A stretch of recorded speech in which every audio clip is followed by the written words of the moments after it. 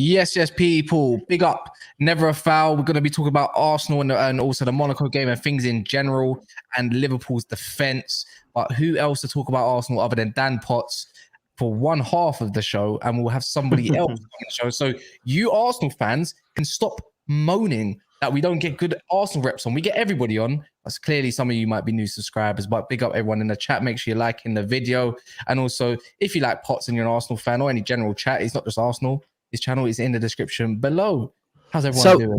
So, firstly, we have a very balanced, level-headed, real Arsenal fan on. Secondly, yes, people, Daps. We have listened to your feedback. We've given in to peer pressure. Just because we haven't had Arsenal reps on over the last couple of days because actually they've been busy, innit? Like usually we get, most shows we have an Arsenal rep on, right?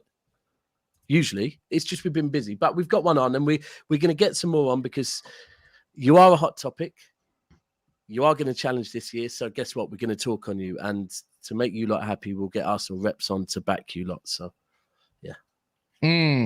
One sec, Kieran, have you been banned from? No, I haven't been banned from Saeed's channel. It's just the summer, mate. Like me and Saeed talk. I'm not joking. Every single day, you know, if you see any graphics going on in this thing, that's me. But anyways, other than that, Dan, how you doing, mate? I'm good, man. I'm tired, but I'm good. It's been a busy day, but Arsenal didn't really wake me up. It wasn't the best of games, but at least we won the Emirates Cup, mate. So we've now got a trophy. Hold on. Sound like Spurs, don't I? So usually the Emirates Cup is, I swear it's next weekend, usually. Yes. Yeah? But because you're in the Community Shield. But usually it's 2 games as well, isn't it? Was it only one? It didn't get time to play 2 games this time round. It's mad, isn't it? Yeah, we normally play 2 games. We normally have like a big team and then like a half decent team. We normally have like Monaco and say Real Madrid or Monaco and Bayern Munich or something like that. This time around, it was just let's just play Monaco, and then what we'll do is we'll put a random penalty shootout at the end of the game, and then call it quits and go from there. But listen, there's a few positives and a few negatives from today, if I'm honest. Well, we watched it.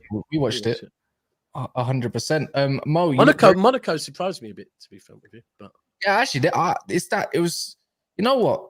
Throwback to like 5 years ago or 6 years ago. Who actually impressed me the most in that game, other than Trossard on the Arsenal side, on the Monaco side, they got a few youngsters that really Fafana in the middle, and I see his name thrown about last year anyways.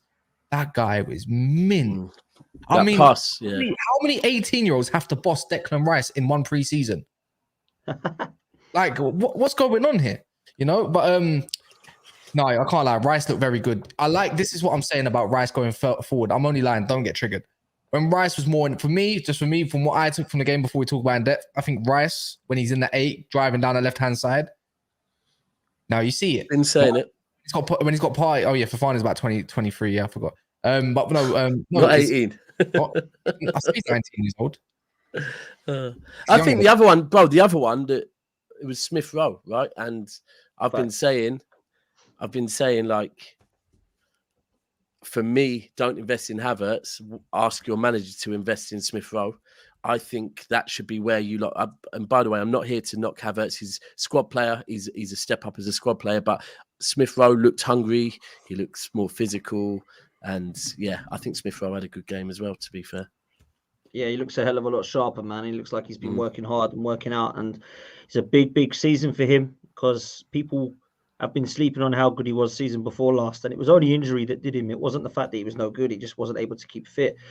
12 goals, 7 assists season before last, was one of our best players, our top scorer, in fact. And I know it doesn't say much for a team that obviously come 5th in the end, but when you look at what we were doing, he was one of the positives, and I thought he was great today. Do you know what? There's a few players. Julian Timber, man, he looks so good. Like, wicked. He looks so even good. his recovery. You know, there was one where in the first half, Monaco had an easy chance to whip it across from Timber's side off the left, and there was 2 players ready to just knock it in, and he He got his recovery's mad. This is what I'm saying. It looks great, right and left, you know. And I think, wow, this guy can, and he's so comfortable on the ball, Cats. So comfortable. Yeah. Do you know what? At the weekend at the barbecue, there was quite a few Arsenal fans here, and I kept saying to them, like, because it's funny. I was having debates about Arsenal, right, with them, but it was comparing your players. It wasn't comparing your players with other. Like I was Smith Rowe Havertz, and I was saying if I was you, I'd go with Smith Rowe. The other one was Timber or White, and all of them were saying White, and I was like, I guarantee you by the end of the season, you're not going to be saying that. And I'm not knocking White. I think White had a really good season last season, but I don't believe Smith Rowe's come here just to be that guy. I think Smith Rowe's come here with his eyes on the prize. So. Listen, Timber for me, when he's come into the team and he's looked superb and he's played right and left. Now, people are saying, Ben White will get dropped. I really don't think he will, because Ben White was sensational last year. Having said that, what we now need to see at Arsenal is who do we play? And unfortunately, there's a few Arsenal fans that don't quite get that. What are we bringing him in for? Where's he going to play? No, guys, that's what we want. I want to be having fights over who's going to play Zinchenko or Toney. I want to be asking who's going to play Martinelli or Trossard. I want to be asking, right, is Kai Havertz going to get ahead of Smith Rowe or Odegaard? This is good. This isn't bad. And I think it's funny because you get a lot of neutral fans that are now starting to do that. They'll say, Arsenal didn't win the league this season because they had no squad depth. Then we go and try and sign David Raya, and they're going, what? That's a stupid signing. Is it? I don't think it's a stupid signing. Not from your signing, from Raya's signing, I think is a bit mad. Listen, from your side. But from Arsenal's point of view, you can't sit there and say for 1 minute like that. So these fans are going, Arteta didn't have any strength in depth. And then when we're signing like some of these players, they're then going, well, where does he fit in now? Do you know what I'm saying? And people forget when we went unbeaten, right? I know we're going back like 20 years now, but when we last won the league, nobody said, Carnu and Wiltord, what are they going to do? How are we going to get Ray Parler in this side? How's Edu going to fit into this mix? Where's Clichy going to go? What's going to happen at the back with Martin Keown and with Kolo Touré and Sol Campbell? And this is what you've had, Daps. You've had this, Daps. Dan, you don't get the narrative yet. The only team and this ain't coming from Man City fans. Let me get it. The only team that's allowed squad depth, but no one to receive criticism, is Manchester City. Anybody else that gets a squad depth, like from rivals, if I go sign this player, then what's going to happen to progression of that player? It's not from City fans, by the way. I'm just saying. Oh, right. Yeah. I was going to say. I was saying it's from rivals. If we go sign that player, then what's going to happen to the development of so-and-so? Where are they going to fit? I'm like, it's a squad, mate. But bro, the funniest thing is, literally 5 minutes ago, before we went live, me and Mo were having this conversation about Foden, and he was saying that if Foden doesn't start, people are going to be on to Pep about, Foden should be starting. Like Matisse on Monday was telling me Foden had a bad season last season. And I'm like, but the one thing that Pep installs in the City squad is you're part of a squad, right? You will play because of injuries and rotation or whatever. By the end of the season, even players that you think haven't played much for City have played 30 games, right? But they end the season with a lot of trophies because you have to rotate and you have to come in and you're spot on with that. You are spot on. Actually, I completely disagree with them. Of course you do, Mo. Of course you do, Mo. Yeah, Mo. I'll tell you why. What do you disagree with, Mo? I'll tell you why. There are some teams like Man City. When you win, you can have two world-class, I'm not going to call maybe not world-class, but two stars in the same place because you're a winning team. The problem nowadays in players that they want to guarantee a start. Someone like even Balogun wants a starting position. In a team that is not winning yet as a project, a lot of players will come in. If you sign two very good players on one side, for example, two right sides with Saka, and you're telling them to rotate, Arsenal or even Manchester United, and I'm talking about even the Juventus side, you are not in a place to sign two world-class players in the same place just because it's very hard to keep them in check when you're not winning yet. Man City have the privilege to do that. Barcelona, when they were winning, have the privilege to do that. Real Madrid, the same. But once you're not winning, you still have a project. You still are not going to convince. Like, for example, I'm just going to give you an example tomorrow. I'm not going to call it Mbappe, for example. If you have Mbappe and Vinny Jr. in a team that is not winning, you're going to be very hard to keep them both happy. And I went to the extreme just to explain the point. It's very hard for Arsenal now to attract a superstar, for example, in Saka's place, convincing the guy that you will be on the bench. It's very hard to go sign a 60, 70 million pound player tomorrow in Saka's place to convince him. Did you get my point, Dan? I do. Haven't they done that, though? Haven't they done that this summer? No, they haven't yet. Not yet. With one position, pretty much every other position, I think they have. No, they don't. Like, for example, Saliba, you cannot go and sign someone with a big name and tell them, well, you'll have to earn your spot. This player, before you bring him in, you're going to have to explain. So, okay, Mo, what should we do then? It's all about winning when you have an actually developing player. Yeah, but we've got to have the squad to win, bro. We can't just win with what we got. That's the point about it. You cannot sign 2 superstars. It's all about winning. Remember, Man City, when they signed... So don't strengthen your squad, but win. No. Yeah. Man City, I was listening to City Extra, and they explained that when they signed Leroy Sané, he wasn't a superstar. By winning, you make the superstar, and that's how. But to go before you win and buy 2 really good players in that position, it's going to be hard to explain to a player why I'm signing for you if you're not winning yet. You're spot on with that point. You're spot on with the point. It's very hard for Arsenal to go and buy a top right winger because they know that Saka's there. What we need to do, though, is buy a player that is not a drop off from Saka to Reece Nelson. That's what we need to be doing. Thank you. Yes, I agree with that. So I agree with the point of you're not going to go and get as equal or better than Saka. But when Saka gets injured and Reece Nelson's coming in, or if, like we've just seen, Gabriel Jesus is now out for a while, apparently. Is it a while? I've heard it's one game. Don't sound very good, mate, from what I'm hearing. Arteta said, obviously we'll talk about that, but a few weeks. Yeah, it's probably too early to make a call, to be fair. It's not sounding good from early signs. But we need a striker anyway, in my opinion. And now gives you time now, bro. So, then it's all about. So now for Arsenal, it's all about scouting, right? That's the problem. Then it's all about scouting, right? It's all about getting someone to say get Kudus. It's an example of that. So get Kudus. Kudus might not have to have guaranteed starting position, but it's a very good player to be there. I would take him tomorrow, bro. I'm seeing Arsenal fans saying we need to sign ready-made players today. Okay, how are you going to convince them to come sit on the bench and pay 60 million for them? Jesus is injured now; they're not sitting on the bench. Yeah, that's the thing. Until now, they have Balogun and they have Nketiah, right? Yeah. 2 of them are strikers. You need to sell one, or you're convincing one of them to be a 4th choice striker when Jesus comes back. How hard is that? At the moment, Trossard is up top for us. That is literally what we've got. We've got Eddie and Balogun. Balogun's not kicked a ball, which suggests to me he's going. Trossard I really like. But he's been superb. He's probably our best player this pre-season, but he's been on the left, off the left. And in midfield a bit as well, isn't he? Yeah, exactly. Now, he can play in the middle, and he has played on the right before, so he can kind of play in a little bit of everywhere, which is why I like him so much. But you're going to tell me we're going into the first 6 games potentially without Jesus, and we're having Trossard and Eddie up top. That's not a title challenging for front line. That will suit some narratives, Dan, because a lot of people now lately have been asking for a different type of striker. Can we go back? Can we go back? High Havertz, maybe. No. Can we go back further? Forget that. Can we go back further? just to really quickly touch on him, because Dan can probably shut this down quickly. So Balogun, are you saying Balogun is not going to feature? He's done, mate. He's going to go. Cool. He's going. I don't know where it will be, mind you, but he won't be playing. He's not kicked a ball for us. Oh, he's got an ankle knock. He's not, man. Let's be real. Like, if he's not got an ankle, they're saying he's got an ankle knock. People are saying he's being linked with a move away. He's training on his own. Why is he training on his own? Oh, because he's got an ankle knock. Come on, you don't do that, do you? Okay. How many people do you know gets an ankle knock and then goes, right, I'm gonna go train on my own then. Screw you lot. I'm gonna go get some. I can't see it personally. I think he wants first team football. We can't convince him that we're gonna play him and or promise him, should I say? Eddie Nketiah scored tonight. He comes and brings some energy in his intensity, but he's not the guy to take us to the title. A lot of people don't want him.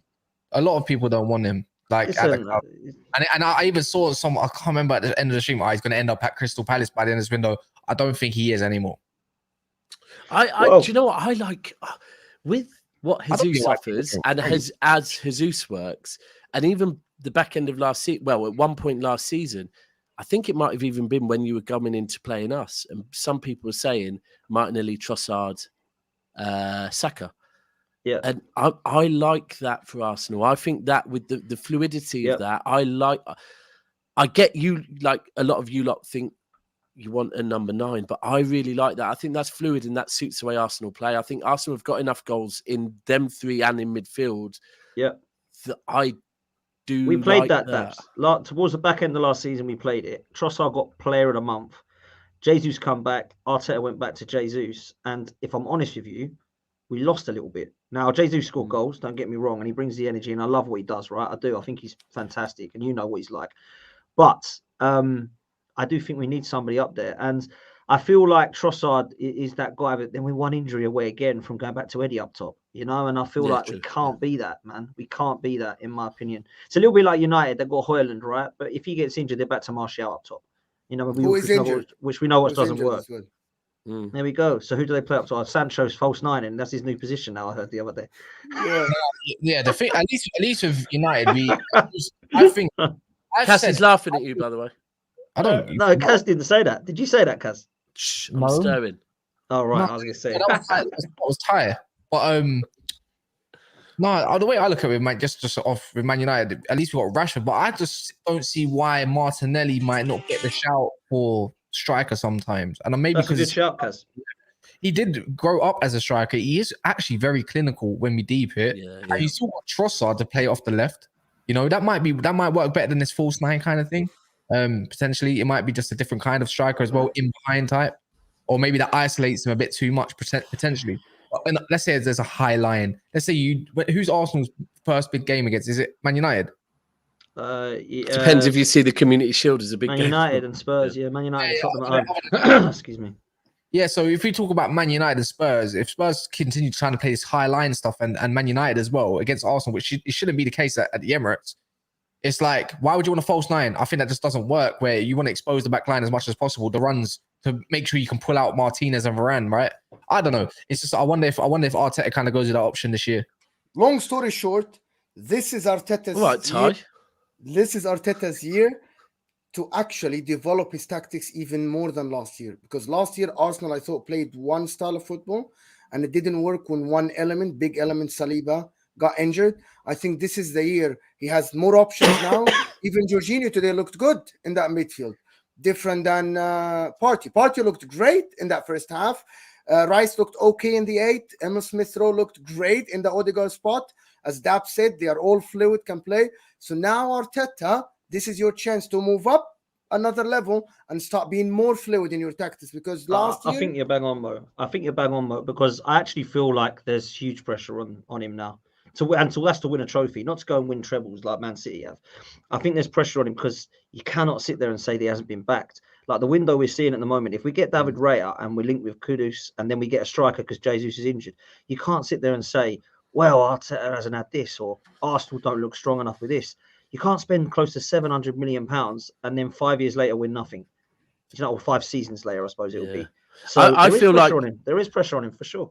I feel like Arteta has had the power this summer towards the board to say, this is what I want. If you want me to get this over the line, there can't be a hole. Any hole has to be filled, right? Even with the goalkeeper one, the fact that you're going in for a goalkeeper of that quality is, so I hear it.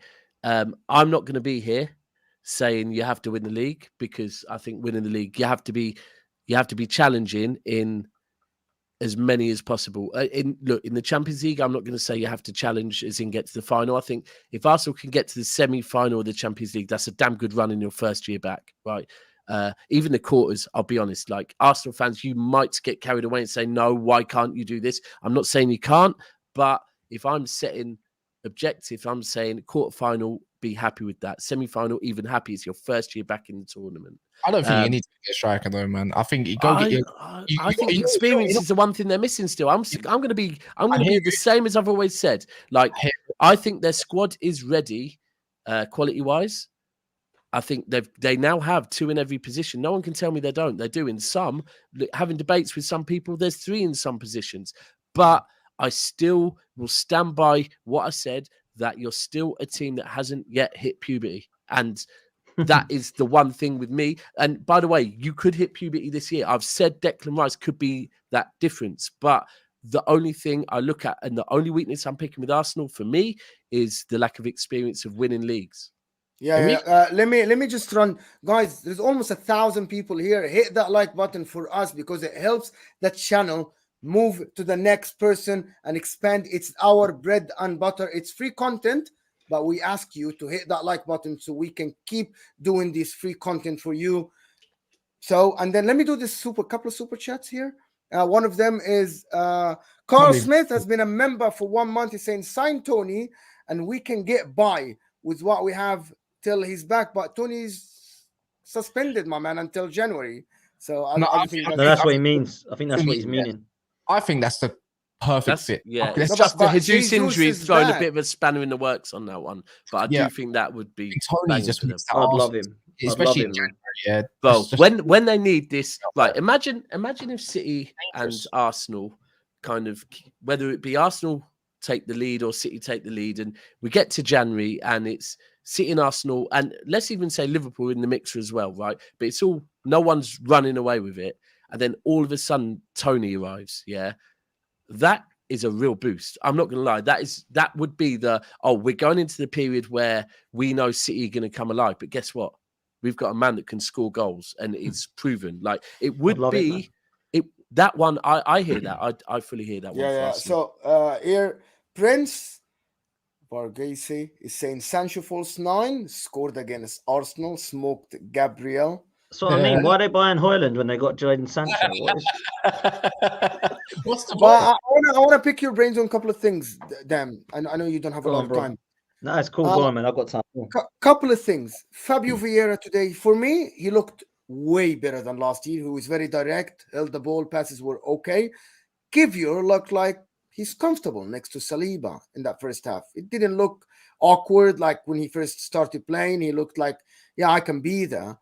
Do you reckon these two can play a big part in the Arsenal season this year?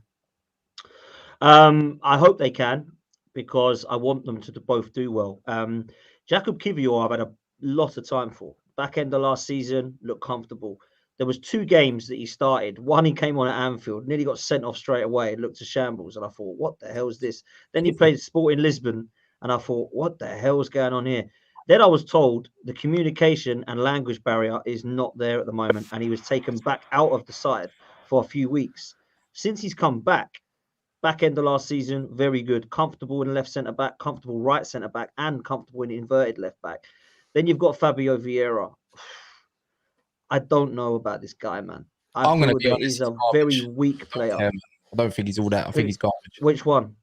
Vieira and Kivior thinking he's I don't think he was impressive today. Like, this is not me hating, but I saw, Ben Yedder getting behind how many times? Listen, In between Timber and Kivior was getting stripped. Let's be honest, he was very average. Like, let's not say he was the worst, but there was a lot of exposure in behind that part. A lot of cover was coming from Timber, or maybe even Saliba.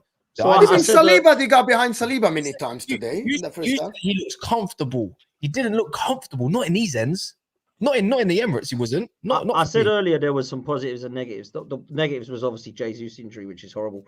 For me, defensively as a unit, a couple of times again today, like we've got 8 defenders now that all have quality individually. As a unit at the Emirates, we have conceded so many goals. And yet again today, they should have scored another one. If the guy actually gets his head on that, that's 2. Like, for me, that was an awful And one. they hit the post as ridiculous. well. And they hit the post as well, Yeah. which, to be fair, what Kaz was saying, that was Kivior. That was shocking from Kivior, that. So, yeah, listen, defensively, some problems as a unit. I don't think individually we've got shocking defenders, but I do think as a unit, we've definitely got to sort that out. I think there was only Leeds and Southampton that conceded more at home than Arsenal last season. You can't do that when you're in a title race. They both went down. So it's only because we scored so many goals. We were winning 3-2s and 3-1s and 4-2s at the Emirates, So we were always conceding goals. And Fabio Vieira is weak. Yeah, he's lightweight, but I know a lot of strong lightweight players. Like Messi's lightweight, but he's not on the floor all the time. Ronaldo, He's actually weak. He's actually weak. So, balance. It's not even that. It's not even weak. It's just balance. It's a low sense of gravity with some of these players we're talking on, though. Some of these players like Bernardo Silva, Aguero, Messi, straight away with those 3, they're slightly smaller, but they're surprisingly, they're not thin. Vieira does look very slim. So you think Fabio Vieira is another Tavares story? He's a Portuguese eyelash. He's potentially. We'll find out this season, Mo, if he is, because we've got Lokonga, you've got Tavares, and Vieira could be another one of those for me. Just one sec, Kaz, before I finish on that, because for me, Kivior and Vieira, I don't look at those 2 this season and go, oh, wow, like we need you big time. I think there's players ahead of them, if I'm honest with you. I think that we've spoken about 2 of them. One of them we signed for £65 million. He's got to do something. The other one is Smith Rowe, because I think they are both coming into this side ahead of Fabio Vieira, in my opinion. Again, he was all right today, Fabio Vieira. He wasn't amazing. He was all right. He looked a bit better than what I've seen him of late, but he's on the floor a lot again today. 3 or 4 times he's throwing his hands up in the air for the ref. Get up, man. Just get up. Please get up. It's embarrassing, So I've got to see a bit more from him this season for sure, man. But do you know what? The one thing I would say is if we're being real, you are allowed to. I want to be critical of Arsenal this show, because I don't want people to say that we're not being critical of Arsenal, but we're talking the same we do on most, yeah. But it's just some people get a bit sensitive. Now, every club is allowed to have 1 or 2 players whose levels are a bit below, and I'll be the 2 you just said there for me. Like, Vieira's not Arsenal level. I think after this season he goes. To be frank with you, I don't think he'll be about after this. So yeah, you're spot on. That's a bit like at City we got Gomez. If someone's trying to talk that Gomez is going to start a lot of games for City, then he's not. So you allow 1 or 2 that he got wrong. The only thing is, when Arteta does keep playing him, is that because Arteta is bought into him and Arteta does want him to come good. Yeah, and that could be a worry. That could be a worry. Of course. And let's be real. Mo makes a good point, actually. And I'll end on this, because a lot of people do love what Arteta and Edu are doing, and I totally agree with what they've done off the field. I think it's been phenomenal. I love the classiness of some of the stuff that we've done of late as well. I've been told that there is stuff happening on the first game of the season for the new players that have come in. What's happening here? Dan's definitely a negative. It's always, don't worry about it. It's always like this. It doesn't matter what we say. We'll always get slandered on this channel. We'll always do, bro. We must bring a gal on. It has to be just get a gal. Don't bring me on, man. I'm toxic and negative, mate. Listen, listen. So I like a lot of this. There is a few signings we need to talk about though that haven't gone well, and Vieira could be in that bracket. Runnison in goal is one. Lokonga, Tavares, Willian, Dani Ceballos, Fabio Vieira could be in that mold. Cedric, Pablo Marie. It hasn't always been unbelievable signings, is what I'm getting at. So people like to forget that, obviously. But I must say, I'm one of the few that believes Fabio Vieira might be struggling to stay long term at the Arsenal, but I might be wrong. He might have an unbelievably good season, and I just don't see it personally, man. I just don't see it. And for me, now that Gabriel Jesus is out for what we believe to be a few weeks, we have to go into the striker market, man. I don't know who we're going to get for the striker. Well, false 9, Fabio Vieira. It's funny that we were going to talk about the striker part, maybe potentially when you do leave, which kind of segues. If you need to leave, unless you want to talk about but let me do the super chat. Yeah, go ahead, Dan. Thank you so much. Dan, thanks for coming on, bro. No, man. Where can people find you, most importantly, as well? Cheers, man. I think Kaz has put it in the description. In fact, I'm literally about 150 away from 11K. So if you could get me there, that'd be amazing, people. There we go. Football's 12th Man podcast. In the pin. There we go, man. Legend. Appreciate that. Go and get some rest, so much, guys. Yeah, take care, guys. Love. Cheers. Take care, layers. Do you want to do the super chats before we get our next in? No, let me. We could get him in. It's fine. Yeah, we can get him. Why not?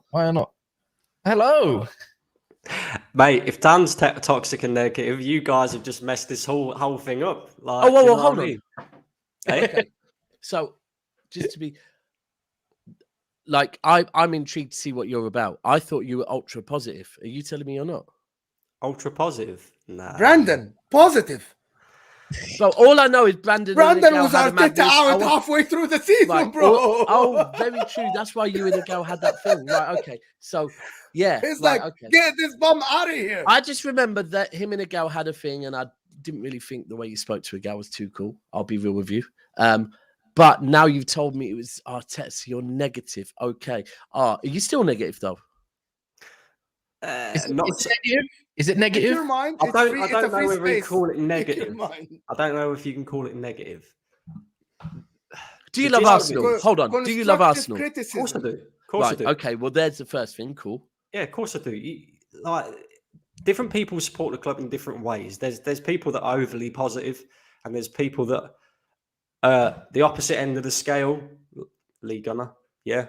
So I think we'll agree on that one, right? And then there's people that are, I would say, in the middle. Dan. I just say I like to try and be realistic with things. That's all. Okay. You know? Were you happy with your season last season? Last season, were you happy with the season? Yeah, of course. Like I didn't Okay. expect. You Arsenal don't sound to that be negative competing for a so league far, title. to be fair. Yeah. Why Do you think always putting Arteta him should on the do? Hold on, spot? but bro, because it's a why not? I'm asking him genuine questions. I want. We've never spoke before, and there's a few questions. So, do you think Arteta should go at this point? At this point, no. Yeah. Right. Well, you're not negative. You're spot on. So cool. There you go. Cool. That's fine. Lee All right, Gunner you wants know- the guy out, bro. No, I don't, bro. No, but Lee no. Gunner, not you. But I said Lee Gunner wants the guy out, bro. Well, leave Lee alone. Listen, Lee loves his club. Lee spent a lot of time going to. So leave Lee alone, man. Leave Lee All alone. right, cool. But okay, Brendan's cool. Is Well, it Brendan? nice to meet you, Brendan. By the way. Is it Brendan or Brandon? Brandon, So it's Brandon. First and foremost, how you doing? Allah, I'm this good, happened mate. I'm to good. me, but I'm fine. good. I'm all good. Yeah. All right, cool. So we're gonna pick up. But you probably heard a little bit what Dan was saying. We'll talk about the striker situation. So we might as well on there. Apparently, Super chats first, though. oh yeah, go on. Actually, go on, Mo. Sorry, And people smash the like. There's over 1,000 people in here. Don't know what the likes are on, but please, So, please. subs. Okay. Again, one of the supporters of the channel. Really appreciate you super chatting. Why extend Eddie's contract if he isn't good enough? Nelson, if he isn't a backup right winger, and sign Kai if Rice will play left 8. Few silly mistakes. I'm gonna let the Arsenal supporter respond to that. Hey, what are you reading about Eddie he's and not Nketiah? wrong. He's not wrong. He's not wrong. Like Eddie Nketiah's contract extension, I could never understand that in the first place. You know, 100 grand a week and the number 14 shirt. I don't think he's ever going to be, you know, of the level to win Arsenal the league. And I think ultimately, in the end, he will have to be moved on. And you know, there's obviously elements that I like about Arsenal's transfer business so far in the summer, but one of them that I did, you know, kind of mention about was the Reece Nelson thing. Because okay, last season he came in, he scored a couple of important goals, but when you think like this guy's been here for a fair few years now and hasn't really, you know, done anything, and we need sufficient competition for Bukayo Saka because of Champions League football, you're going to be playing a lot of games this season. You can't afford to rest players and drop the level. I'm not so sure Reece Nelson's that guy. And then of course, you know, the Kai Havertz thing, like I don't understand why you go and sign a player who's had 3 very average seasons at Chelsea. I mean, the only hope is that Mikel Arteta has seen something that nobody else has and get something out of him. But I'm really not sure about this signing. So yeah. No, I agree with the super chat. You know what the maddest thing is? I've been seeing the chat and I've gone and checked it, and apparently there's this guy that's been quite correct with Arsenal news and stuff like that throughout the summer. So I'm going to go for this, and even some people that are not Arsenal fans. Apparently, Kudus has agreed personal terms with Arsenal, but he's also agreed personal terms with Chelsea, and we knew that about a week ago, right? Now we talk about competition for Saka, but yet alone we can talk about Kudus maybe even in a 9, is a false 9, or even as a different type of 9. Now is that not really the solution when you really think about it? 35 million, 30 million, wherever it might be, there's your man right there. Yeah, I mean, there's no doubt that now that Gabriel Jesus is getting like out injured, we need to dip into the market and go get some form of attacker, because Eddie Nketiah is not that guy. He really isn't, and I'm really worried about this because Mikel Arteta seems to be a very big fan of Eddie Nketiah. You know what I mean? He likes the nice boys. But the truth is, he's not of the level. It sounded really wrong, but fine. We cannot be starting the season with Eddie Nketiah up front. What? You know, at the end of the day, if you take like last season, for example, right? We took 50 out of 59 points in our first 19 games, and we still didn't win the league. So to beat Manchester City to a league, you have to be almost perfect throughout the season. If Jesus is not playing up front, Eddie's tries to do a similar thing to Jesus, but he's not of the same sort of level as Jesus. You can kind of forgive Jesus not scoring as many goals as what a number 9 maybe should, because the way that he links up play and brings other players into play, kind of, you know, your output goes up. If he's on the pitch, your output goes up. Whether it be him or other players, your output goes up. Exactly. Eddie Nketiah don't really do that. He's more of a fox in the box type striker. So we need to go out and get some form of forward, because I think that although Jesus is out, I think Trossard could play that that false 9 position. So if you go and get a right winger, then we're kind of covered in all areas then, because at the same time, you know, like I said earlier, you can't afford to be resting players in Champions League. you can't afford to be resting players in the Premier League. He has to win a trophy this season. That is the expectation for Mikel Arteta. He has to. All right. So so other most rival fans will tell you that. For me personally, if Arsenal challenge City again and go till the last 1, 2, 3 games of the season, go on a very good run in the Champions League, as in get to, I'll say for Arsenal in their first season back in the Champions League, and actually the quarters is good. That's exactly what the quarters is good. And the 2 cups it's an interesting one, because if Arsenal just go and win the cups, I think for Arsenal, with the amount of cups you've already got, I don't think you're that bothered about them. So I actually think if you challenge City and go on a good run in the Champions League, I'm going to be honest, I think Arteta's done another good job. I don't think a trophy is a necessity, because I think, do you know what, Arsenal are in a blessed place where they have had a lot of trophies over the years. I actually think you just need to challenge in as many competitions as possible and be there or thereabouts. Okay. Because Brandon, you called your season last year a better season than Man United because you challenged for a little bit, even though Man United won a trophy. Would you want to swap the 2 seasons?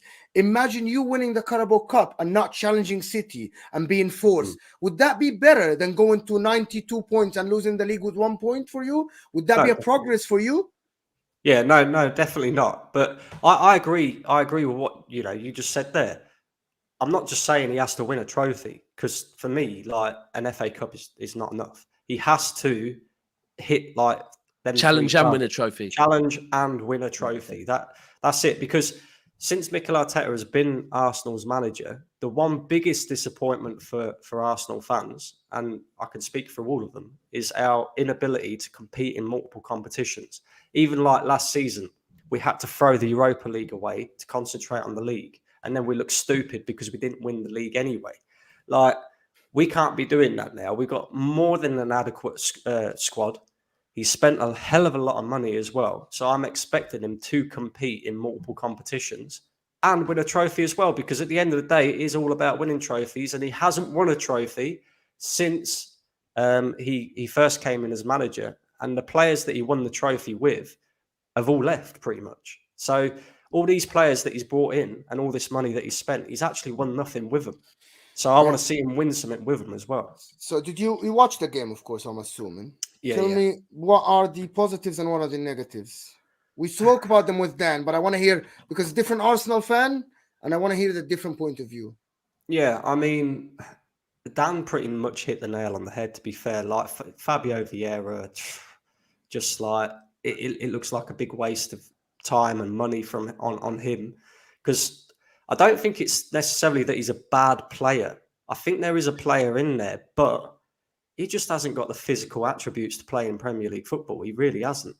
And I look at the way, for example, Bukayo Saka, he's not the biggest of guys. He's not like that physically strong stature, but he is strong on the ball. He brushes players aside and stuff like that. That's the kind of thing that you need from Fabio Vieira. That's the kind of thing that you Were need. you happy with Rice today on the 8th? Again, right. I mean, Rice is kind of an up and down one. Like, he's just come back from an injury. He's getting used to the system. I think you already know, like, what to expect from Declan Rice. And when it does click, it will be very good. Him and Thomas Partey in the midfield will be very, very good. It definitely is them two, innit? It is them two in the midfield. It has to be, bro. Look, it has to be. There's I no think way it's that gonna click on time. there's no way that us as neutrals, Arsenal fans, when you really sit and say, stop this, I know you want to back every single one of your player, but just have an honest 1 minute with me. Who is your best 3? And they all will actually agree it's Partey, Rice, Odegaard. Yeah. Arteta knows it. Come on, man. I know he got Havertz, but he knows deep down who his best 3 in midfield are. He knows it. This is where it's going to get interesting, right? Because if we go back to last season, for example, and the reason why I feel like we capitulated, of course, the William Saliba injury was, massive for us, but also the manager. And the reason why I look at the manager in this is because he played Rob Holding when he had Kivior available. He carried on playing Zinchenko, even though we got exposed down the left-hand side on multiple occasions, especially against Southampton. I remember the Theo Walcott goal and, the header at the back post where Zinchenko should have been marking his man. And then instead of playing your traditional left back in Kieran Tierney, who's actually a very good left back up and down, the wing and that, he decides to play the likes of Tomiyasu or even Kivior in that position ahead of him. Now, I don't know what Kieran Tierney's necessarily done wrong to the manager to warrant these players being played over him. But for me, that's not, and then his lack of substitutions before the 75th minute, all of them things there had a massive effect on why we didn't win the league last season. You learned off Pep with that one. Yeah. See, what's going to be interesting to me is he's brought in Kai Havertz for 65 million. He's brought in Declan Rice for 105, right? Now, there's going to be a lot of pressure on him to play these two players because they've come in for such a big fee. What I want to see is him do a similar thing to what Pep Guardiola did at Man City. They brought in Jack Grealish for 100 million. Pep realised this guy ain't ready yet. You're going to sit on the bench for now until you're ready and I can integrate you into the team slowly. I know he's spent 100 million pounds. How about Rice or Havertz? Both, mate, because at the end of the day, right, if they're not ready, he's got to look at Arsenal's season as a whole and the expectation that's on his shoulders. Can he afford to be chucking players in and not ready to start? And my biggest worry with the whole Rice and Havertz in the midfield is you've lost Granit Xhaka and you've lost the leadership element from Granit Xhaka. And that's why I feel like we brought in Declan Rice over Caicedo, because Declan Rice gives you that leadership element, right? I don't think you can afford to change two players in the midfield and then expect it to work in the same way when you've got two players trying to come in and learn the new system. I'd much rather see one of either Havertz or Rice with Partey and Odegaard, because you're only changing one player. So it shouldn't have too much of an effect. But it'll be interesting to see which one he goes with, because come on, bro. Really? Well, it would be interesting because I think there'll be a lot of pressure on Arteta to play Havertz, because he's made it very clear that he wanted to buy Havertz. He convinced the board to go out there and buy Havertz. So there'll be a lot of pressure on him to play him so that we can see what he's potentially seeing in him. So but also at the same time, when you spend 105 million on Declan Rice and you know what you're going to get from him, it has to be, for me, Declan Rice and Partey. That's a sexual offence, man. You can't buy a guy for 105 million. Sorry, I need to clear something up here. So I think with what you're saying there is you're thinking potentially that in Arteta's head, he might still be seeing Rice as a 6, Havertz as an 8. I think so. Right, okay, cool. I mean, Thomas Partey... That's a schoolboy error for me. Yeah, I mean, Thomas Partey was another factor in last season as well, because he kind of had a massive drop-off in performance level right at that time when we kind of capitulated as well. So I'm also thinking, is Arteta looking at this as we're keeping Partey, but at the beginning of the window we was actually looking to sell him and move him on, but no club has actually came in and given us the money that we was actually looking for. So I think that's the reason why we've kept Partey more than anything else, and that's why he brought in Declan Rice, because he knows he can't rely on Thomas Partey for an entire season. And I think that kind of decision has fallen into his lap, because we're definitely a better side with Thomas Partey, no doubt. And he's definitely, I would say, our best midfielder when he's I've seen a new thing today. Who feels? I can't remember who says. Apparently, it's a new buzzword, new position. The interior 8. What? You saw it as well, innit, Mo? You saw it as well. No, hold on. Explain this to me. What do they do exactly? Bro, what do they do? I don't know. We don't know. They said he's an internal. Who said this? Give some names, please. DJ, who do you play in the interior 8, Brandon? And then he said, "What? That's a new one." What is an interior 8? What is that? I don't know. I don't know. Well, interior would mean inside, right? So we mean an inside 8. Why could it be inside 8 then? Here's the Arsenal fan talking about an interior 8 room the other night. It's all these buzzwords and all that. It's all Thanks for weird to me. clearing that up, man. It's all weird to me. I'm traditional, me. I like left backs that go and right backs that go up and down the pitch. And they know their role. Their primary role is to defend, but they go up and down the pitch. None of this like inverted and all this. I know it works, bro. It does work. It works. Well, It wins trebles.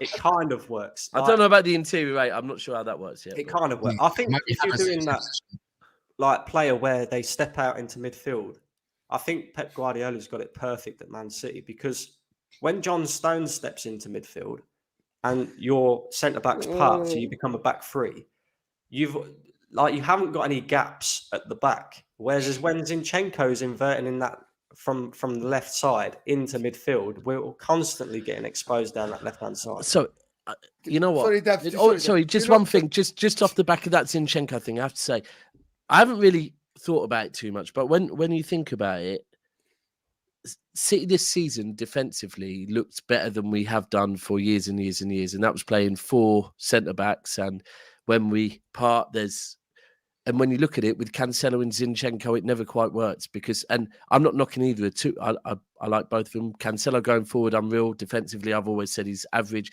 Zinchenko, I love him to bits. But in hindsight, when you look at it, you're right. This season, it's worked for us. Previous seasons, we have conceded more goals and whatever. So yeah, I get what you're saying. Sorry, Mo, carry on.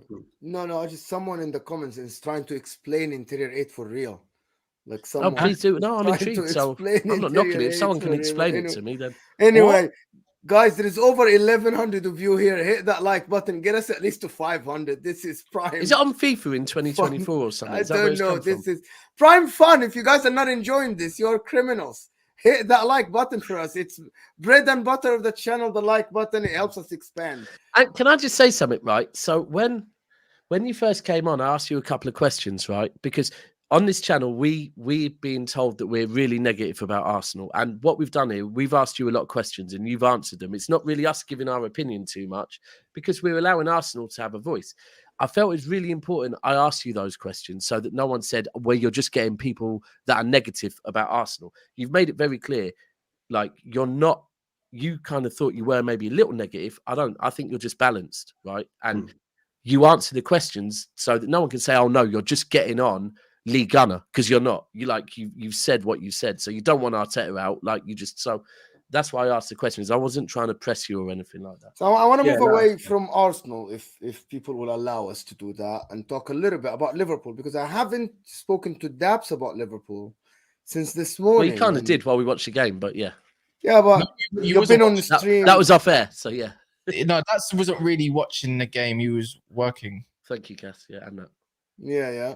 The defense is leaking. I know, because just yesterday we were saying Liverpool ahead of Man United, and I'm watching the game today, and I'm like, no, they are not at the moment. Bro, look, we was objective about Liverpool earlier, and we've been objective about Arsenal. We were very objective, and you wanted to be shameless at night. So go ahead. I'll be objective. I've started the preseason saying I thought Arsenal and Liverpool would be the two that challenge City next season based on what they do in the transfer window, right?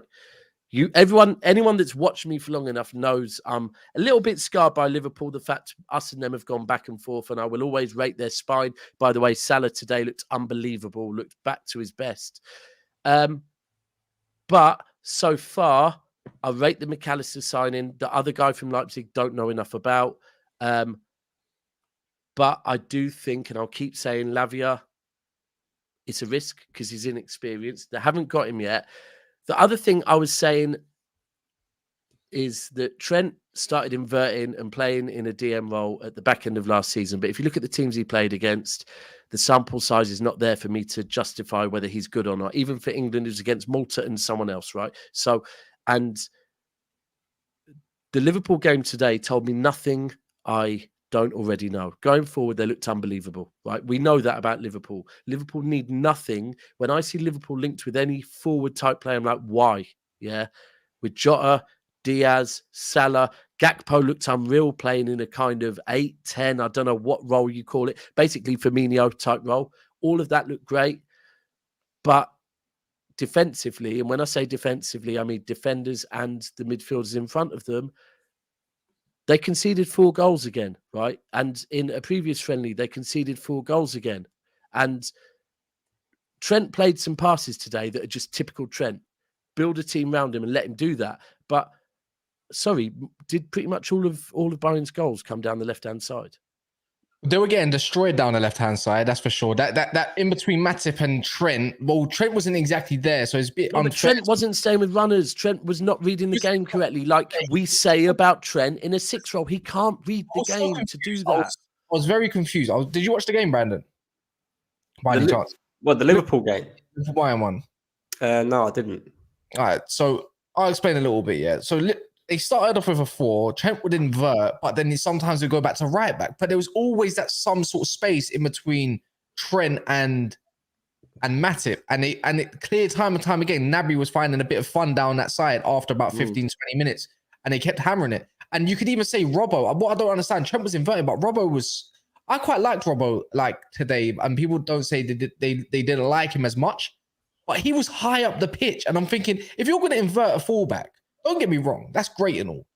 But why do you need the fullback, the other fullback, or whatever you want to call it? What Klopp's doing, go far up the pitch because you're leaving your defenders technically 1v1. And after a while, Sane was getting a lot of free space when Davies realised he's got a lot more space than he Second half, Davies was cooking, bro. Davies was cooking. Smoking. And when Coleman coming in that second half, oh my word. Like he took that guy for a ride. And it's just like, as much as I don't really want to criticise Liverpool in a way for the attack because we can talk about that attack. Cold. Salah looked sick today and Gakpo looked sick today. As much as we can say, even that Bundesliga 2 team that scored 4 against them, that's actually Liverpool's backup defense. You know, when you get one injury to Konate, which is more than likely going to happen, right?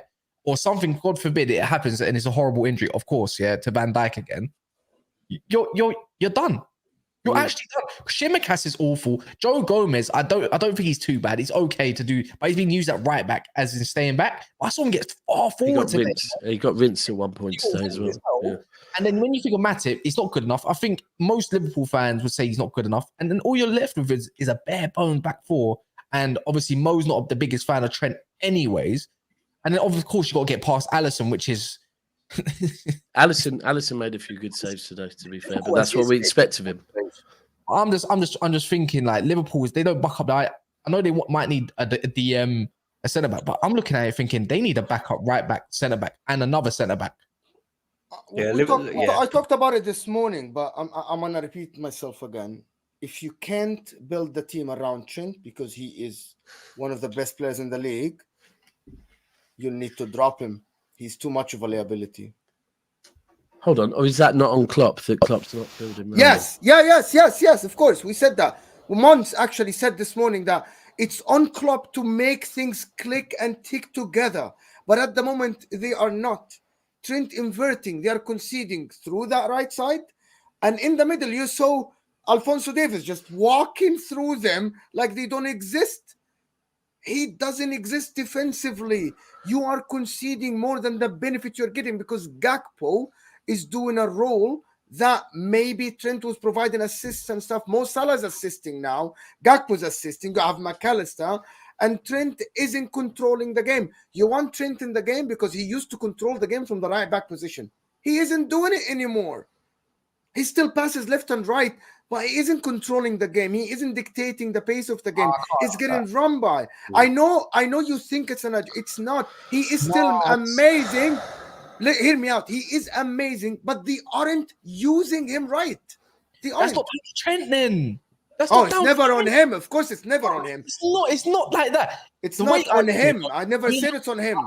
We had our thing ages like earlier on in it. We can go back and forth, but I want to know what. Yeah, come on. Okay, we're not taking the time. I don't want to do all of it, But the thing is, Klopp's giving him certain instructions to do. That's not down to Trent. You know, I thought Trent was actually quite decent today, just defensively. Obviously, he's not the greatest, but that's where Klopp has to find that. Oh, this is down to the management and whoever else number 2 is. What's his name? The book guy, Pep guy. Is he still there? Flinders. Like it's down to them to figure that out. I don't think that's I think it'd be unfair. Earlier on, sorry, what's your name? Arsenal fan. Sorry, Brandon. He said earlier on about how with Rice and if putting Rice and Havertz in, 2 players coming in one season, it's a bit much, right? We have to be real. Trent played in that inverted role for what, 10 games? 10 games max, yeah. And against a quality that, you know, they didn't play City. They didn't play, I think he played a half against Arsenal like that. He didn't play United like that. He's new to that role, right? They're without Milner, Henderson, Fabinho, which is experience, right? So they've got Trent playing in a role that he's relatively new to, and they're looking to go, do you know what, we're going to put Lavia, who's like never played at this level and never had the pressure of coming to Liverpool Football Club. And they're going, yeah, this is going to work. We've got Lavia, who's not played at Liverpool's a bit, only 19. We've got Trent, who isn't a DM by trade, next to him. Look, it could work. I think Klopp's an amazing manager, but it's a damn risk. It's a massive risk. I don't the think games I've seen in the way there's like Trent's reading the game is not good. It's not. I don't care what anyone tells me. He's reading the game defensively is shocking. It's risky as hell. It's all I can say. Let me do these 2 super chats as well. So we're gonna go back to Arsenal. Havertz will start with Partey against Forest. I'll be shocked if that happened, but I think because Forest aren't strong, Arsenal will win, and the problem will be masked. Nobody will see that there is a problem. Is that the Emirates or is that Forest? I think it's at the Emirates. Hang on, let me just check. So I think it wouldn't matter either way. Like Arsenal are too strong for Forest. No. They said that last time. Did they? I swear they didn't get a result there. What? Forest? No, they didn't. That's where they dropped. They lost. Yeah, it's at the Emirates. Of course, it's at the Emirates. Yeah, they're winning that. They're back. So I think even if Havertz start, we won't see a problem. Arsenal are too good for them. Garble Staunton is saying Arsenal could also play 4 centre backs: White, Saliba, Gabriel, and Kivior. If they wanted to copy City further, I would switch Kivior with Timber, and it would work. Listen, Arteta just needs to shave his head now. He really wants to be Pep. I'm not even kidding. Like, we're bringing in Timbers and Kiviors, and we're trying to convert them into centre back, left back things. It's very much the same thing. Like, I don't think you'll do that though. We haven't seen that all pre-season though, have we? I bought Arteta. I don't want to see it. It will ruin the league. By the time he gets the superpowers, I can't imagine him bald still. I don't want it. I don't want to see it. I rate Arteta. I can't lie. Yeah. Amar is saying FC Bayern Munich first and fourth goal was offside. To be fair, but no excuse. I get what you're saying, bro. But listen, fourth goal was offside. The one that actually packed Alisson in. Well, that's what they say. But anyway, to be honest, there was so much space, too much time for the player. That's what I'm looking at. I'm not looking at small decisions. I'm looking at how many chances you conceded. Yeah. I think this is. There's no points riding on this. There was no trophies, no nothing. Like, let's be clear. Going forward, it's a game to learn things. So as Liverpool fans, learn things because it means nothing.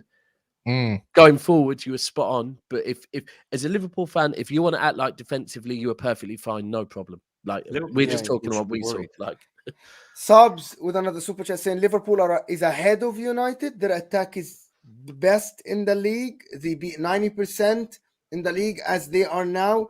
United, I'm not so sure. Cast respond to that.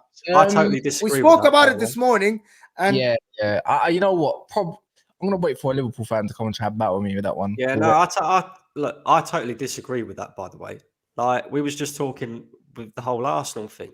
Liverpool, people are failing to realise, right? Liverpool have changed up their whole midfield.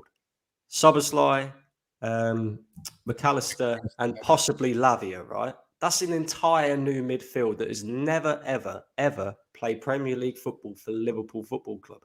That's a big, massive, massive risk. And you guys know as well as what I do that most of the games are won or lost in the midfield. You win the midfield battle, you win the game 9 times out of 10. So I'd really worry if I was Liverpool. And like you was just saying about Trent, inverting. You know, this guy's defensive awareness is never been that great anyway. I've always thought he was more of a winger or a more attacking midfielder anyway. But yeah, they've got a lot of things to sort out, and I don't see Liverpool finishing any higher than 4th. And I do think Manchester United will be up there this season. I don't know why people are not liking the video. To be honest, I don't know why people are not liking the video. I don't know why. We have 1,100 people here. It's what is today? Wednesday night? Is it today? Wednesday night. No. You should actually be on a plane. Yeah. We're like, it's Wednesday night, free content. Hit that like button. I don't get it. It's not that hard. It's a thumbs up, guys. Like, And if you're an Arsenal fan, we've got you on 2 Arsenal content creators tonight. We did this just for you because we've listened to you. And we spoke about Liverpool, positive and negative. Come on, just give me a break. Just a question. Does anyone think Liverpool might be the team that are in for Caicedo, by the way? No, they already knew. I think so, but Cass told me that factually they aren't. Okay. I think it's a Saudi one. You know what I think with Liverpool? Liverpool's attack, especially at Anfield as well, will beat anybody in the league. Man City, Arsenal, Man United, of course, and all that. I think they smash anyone, right? But it's not the same going back nowhere. They can score 3 goals, but they might also concede 3 goals. That's the thing. Lavia, can he compete with 50, 60 games? He's never played that volume of games. And then all of a sudden, you've got a crisis in DM again. You know, you ain't got no more Lavia. Let's say you don't go get another DM after that. It's taking time to get this one over the line already. You know, and we've got 1 month left. The way I look at it with them is it's not always to do with Trent. It's the fact of the day, Trent doesn't have a Henderson or nobody actually having that job to cover there. They don't actually have a right center. Konate's not that guy to... Once Konate gets pulled out wide, yes, he can keep up with the pace, but in turns, he's not shifty enough. You know, he's not Levi Colwill, you know, he's not one of them, he's not John Stones or anything like that. People that are more nimble. And another one I look at, we have to say again, look, Virgil van Dijk is not getting back to his best. He's nowhere near his best. And I'll say he's probably 70% of what he was.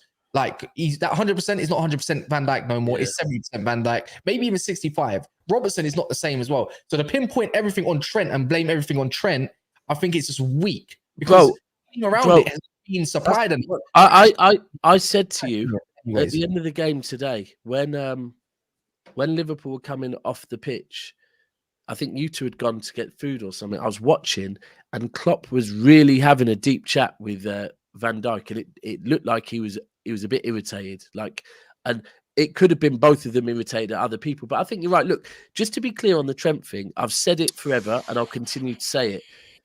For me, with a player like Trent, you mould a team around him. If he needs to be able to go forward and do what he does, just make sure he has the cover. But I think when you're all of a sudden putting him in a kind of 6 role, for me, the 6 role is the cover. So you're now making Trent the cover for, and that really stinks to me, to be frank with you. It stinks. That's all. To be honest, having Robertson on that left back, center back, when Trent goes to the midfield, doesn't help, to be honest. You'll see the same Liverpool next season as what you see last season. They have ability to go and beat teams 7-0. Sorry, Kaz. But at the same time, they can drop points to the likes, to the tables at the bottom, you know, the teams at the bottom of the table, because they're just defensively not that great. And then their midfield, they're not that great either. Three new players in the midfield, and you're expecting them to go and compete for a league title next season. You're crazy. Not funny. Which bit? The 7-0? No, the SK biscuit knee. You've had 7-0 drops on you the last 2 nights, by the way. What? Wait, what? Don't worry. 7? Oh, is it, bro? It's never leaving your head. I'm confused. Anyways, but yeah, man. You know what? I want to praise one part about Liverpool is I said I'd talk about it to Tanmay and others as well. It's definitely like on a positive spin for Liverpool, and to end kind of the show away with it is Ben Doak. Now, this guy is 17 years old, and if it was my player that was playing like that against a Bayern Munich or something, like Kobe Mino, 17 years old, but yet look how he ruined Arsenal, right? And even to the point he was lucky to probably not even feature against Real Madrid. Like you get, you know, I have to get you back there. You'd get excited. You get excited. He's 17 years old and he's hungry, and he's kind of reminded me when I first saw Garnacho appear in the field. Direct, fearless, and I don't see much coming out of Liverpool's academy, but if there's one or maybe even 2 players, maybe 2, I ain't seen much of him yet. Ben Doak, one of them, I think he's going to be I think even Mo would agree. He looks like he's going to be superstar, potentially. And then there's another one in their midfield called Clark, who I quite like today. Clark plays to the left a little bit. That Clark looked a lot more comfortable than Szoboszlai today. Facts. Probably because he's been playing the system. That's what happens when you're at a club and you know how the system is, that you're more settled in it. So yeah, potentially, but you know, if you're so good, you should be able to adapt quite quick, right? As they say. But you're right. But I think Ben Doak, for me, he looks like he should be. I don't know. He needs a big boy loan and then see where he goes from there. But I hear the big boy loan thing, but Klopp could also think. Even like a championship. Klopp could also think keep him round Salah. Yeah, but last time we saw that, look, I saw Harvey Elliott and Fabio Carvalho with the youngsters that winning around. Maybe a bit early, bro. Maybe a little bit too early for them. Salah only has a certain amount of time, and if this guy's as good as you say, because I ain't never heard you talk about Harvey Elliott like this, you keep him around Salah to learn off of Salah. Maybe, or even Europa League might be a good, fair experience for him. I think, maybe if you do that, then great. Because I think Liverpool lack wingers. I don't think Harvey Elliott. I'm going to be real. I think Harvey Elliott's garbage. He's not garbage as a player, but I just don't think he's Liverpool quality, and I don't think they suit him either. And I think maybe Doak would have a potential. Maybe just don't rush him, but let him train with the first team. Yeah, stay around the team. But I think, look, today with Arsenal and with Liverpool, Arsenal with the Jesus thing, the positive of an injury, it's never good to get an injury. It's happened at the right time. You've still got a month till the window shuts. Liverpool, if I'm Klopp looking at Liverpool today, I'm thinking, do you know what? I really need to go and put some pressure on FSG, because right now, like I can still see Arsenal very, very much pushing City as much as last season, maybe more. Liverpool, I'm not seeing them challenging at the moment. I'm seeing them down with United at the moment, if I'm being honest. But yeah, go on, Mo. Be honest. There's nothing. Just hit that like button, people. And I hope you enjoyed the content. Very objective. Very objective. I hope so. Probably not. 2 different types of Arsenal fans, so we don't have an agenda. We didn't say anything negative. Some stuff. Liverpool, we're trying to be a little bit objective, even though we could have laughed at Nunes. But we didn't. So. And thank you for coming on, bro. Appreciate it. Thanks, Brandon, for being here, my man. Appreciate you. Debut on Never Foul. Hopefully one of many. And thanks for everybody that tuned in with us. We appreciate you guys. I've been complaining about the likes and we're nearly on 500. Something like that. If it wasn't for most complaining, then we wouldn't get to 500. Thanks for complaining, Mo. Yeah. So, guys, we'll see you tomorrow. Transfer news. I think Gavardiol will be. We'll be talking about Chelsea. Chelsea, I want to see that game. Also tomorrow we'll talk about Chelsea as well. Yeah, that game against Dortmund. Yeah, that's the one. Yes. And guys, we'll see you tomorrow. We're out. Yeah.